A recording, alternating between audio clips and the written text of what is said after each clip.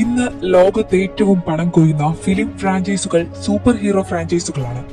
ഈ സൂപ്പർ ഹീറോകളിൽ ഏറ്റവും ജനപ്രിയനായ DC കോമിക്സിന്റെ Superman ചിത്രങ്ങളിൽ തീർത്തും ഐതിഹാസികമെന്ന് വിശേഷിപ്പിക്കപ്പെടുന്നതാണ് ക്രിസ്റ്റഫർ റീവ് സൂപ്പർമാനായി വേഷമിട്ട ചിത്രങ്ങൾ.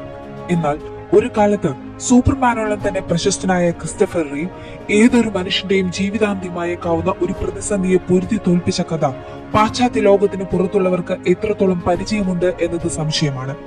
തിരശീലയിൽ ഹെലികോപ്റ്ററിനെയും വിമാനത്തെയും അമ്പരചുംബികളായ കെട്ടിടങ്ങളെയും താങ്ങി ഉയർത്തിയ നായകന് ജീവിതത്തിൽ തന്റെ മൂക്കിന്റെ തുമ്പത്ത് വന്നിരിക്കുന്ന ഒരു ഈച്ചയെ പോലും കൈകൊണ്ട് തട്ടിക്കളയാൻ സാധിക്കാതിരുന്ന ഒരു അവസ്ഥയുണ്ടായിട്ടുണ്ട്.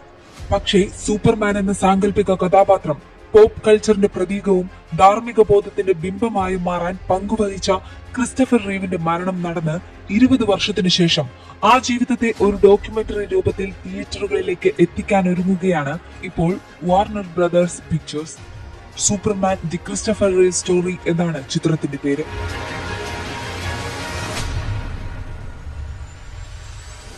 തന്റെ 43-ാം വയസ്സിൽ സൂപ്പർ ഹിറ്റ് സിനിമകൾ ചെയ്ത് പ്രശസ്തിയുടെ കൊടുമുടിയിൽ നിൽക്കുമ്പോൾ റീവിന്റെ ജീവിതത്തിലേക്ക് ആ ദുരന്തമെത്തി. 1995 മെയ് 27 തന്റെ ഇഷ്ടവിനോദമായ കുതിരയോട്ട മത്സരം വിർജീനിയയിൽ നടക്കുന്നു. മത്സരിക്കാൻ റീവുമുണ്ട്. ആരാധകർ ശ്വാസം അടക്കിപ്പിടിച്ച് റീവിന്റെ പ്രകടനം കണ്ടു നിൽക്കുന്നു. ആദ്യ 2 റൗണ്ടുകളിലും വിജയിച്ച് 3-ാം റൗണ്ടിലേക്ക് റീവ് കുതിക്കുകയാണ്. പക്ഷേ 3-ാം റൗണ്ടിൽ ട്രാക്കിലെ വേലിക്ക് ഉയരം കൂടുതലായിരുന്നു. പുതുതായി വാങ്ങിയ തന്റെ ഈസ്റ്റേൺ എക്സ്പ്രസ് എന്ന കുതിര ഈ പ്രതിബന്ധത്തിന്റെ അടുത്തെത്തിയപ്പോൾ പെട്ടെന്ന് നിശ്ചലമായി. നിലതെറ്റിയ ക്രിസ്റ്റഫർ കുതിരപ്പുറത്തു നിന്ന് വീണു. കാഴ്ചയിൽ വളരെ നിസ്സാരമായൊരു വീഴ്ച. പക്ഷെ തലയിടിച്ചുള്ള വീഴ്ചയിൽ കഴുത്തൊടിഞ്ഞു. ശരീരമൊട്ടാകെ തളർന്നു. ശസ്ത്രക്രിയയിലൂടെ മരണം ഒഴിവാക്കിയെങ്കിലും കഴുത്തിന് താഴേക്ക് ഒരു അവയവവും ചലിപ്പിക്കാൻ പറ്റില്ല. ബ്രെയിനും അവയവങ്ങളും തമ്മിലുള്ള കമ്മ്യൂണിക്കേഷൻ പൂർണ്ണമായി നിലച്ചു. അഭിനയ മോഹവുമായി ഹോളിവുഡിലെത്തിയ ക്രിസ്റ്റഫർ റീവിന് തുടക്കത്തിൽ തന്നെ സൂപ്പർമാൻ പോലെ ഏതൊരു നടന്റെയും സ്വപ്ന വേഷം ചെയ്യാൻ അവസരം കിട്ടുവാൻ ആരും നോക്കി നിന്നു പോകുന്ന ആകാരവും സുന്ദരമായ മുഖവും ഒരു കാരണമായിരുന്നു.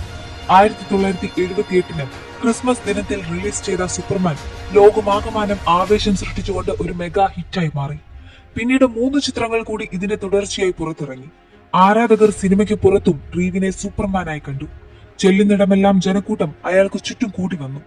അങ്ങനെ ഇരിക്കുമ്പോഴാണ് പ്രശസ്തിയുടെ കൊടുമുടിയിൽ നിന്ന് നിസ്സഹായതയുടെ കിടങ്ങിലേക്ക് ക്രിസ്റ്റഫർ റീവ് വീണു പോകുന്നത്. തുടർന്ന് റീവ് മാനസികമായി തകർന്ന് കടുത്ത ഡിപ്രഷനിലേക്ക് പോയി. എന്നെ ഒന്ന് കൊന്നു തരാമോ എന്ന് റീവ് ഭാര്യ ഡാനയോട് ചോദിച്ചു. TV സ്ക്രീനുകളിൽ ഒരു അതിമാനുഷികനായി പ്രത്യക്ഷപ്പെടുന്ന ഈ മനുഷ്യൻ പക്ഷേ റിയൽ ലൈഫിൽ മരണത്തിന് വേണ്ടി ദാഹിച്ചു.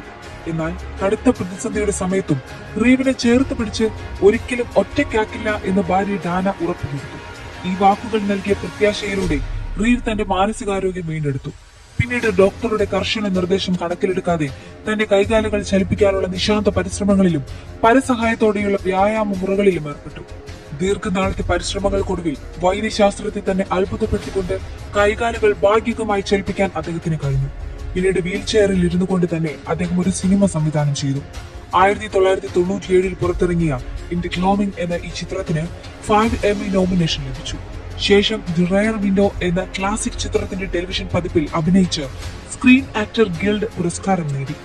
മാത്രമല്ല ഒരു ആക്ടിവിസ്റ്റ് കൂടിയായ അദ്ദേഹം അപകടത്തിലോ രോഗമൂലമോ തന്നെ പോലെ ശരീരം തളർന്ന് കിടപ്പിലായവർക്കും നടക്കാൻ ബുദ്ധിമുട്ട് നേരിടുന്നവർക്കും വേണ്ടി 1996 ഒരു ഫൗണ്ടേഷൻ രൂപം കൊടുത്തു. തന്റെ ഭാര്യയുടെ പേര് കൂടി ചേർത്ത് ക്രിസ്റ്റഫർ ആൻഡ് ഡാന റീവ് ഫൗണ്ടേഷൻ എന്നായിരുന്നു അതിന്റെ പേര്.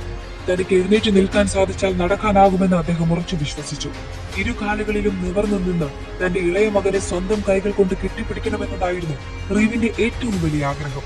പക്ഷെ അത് സാധിക്കും മുൻപേ തന്നെ 52-ാം വയസ്സിൽ 2024 ഒക്ടോബർ 10 ഹൃദയസ്തംഭനം മൂലം റീവ് ഈ ലോകത്തോട് വിട പറഞ്ഞു.